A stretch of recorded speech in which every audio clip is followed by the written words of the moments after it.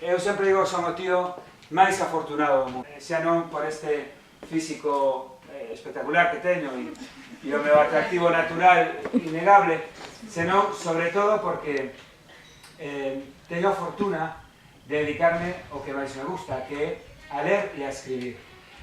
Contos que escribín con 11 anos, que eran historias dun superheroe con superpoderes, que vivía en Vigo, casualmente, como a min, chamábase Francisco, casualmente, como a min, e era capaz de solucionar absolutamente todos os problemas que había. Ademais de todo isto, teño a sorte inmensa de ser editor. Cando eu tiña 40 anos, ou seja, hai 10, deixei o ensino, claro, non sabían o que era.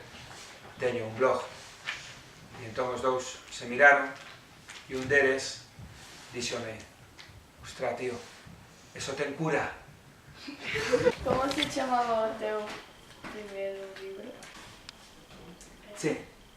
Canto tempo tardas para escribir un libro? Sí. Cal é o teu libro favorito? Sí. Cal é o teu libro preferido? Dos meus. Non lle podes preguntar a un pai a cal dos seus fillos quere máis. A ver, si hai libros que me deron moita satisfacción, chamademe Sinbad, un libro no que eu quixen chamar a atención sobre o Alzheimer e que se saiba que a enfermidade existe e saber que leva tantos exemplares en tantos países, pois é unha gran satisfacción.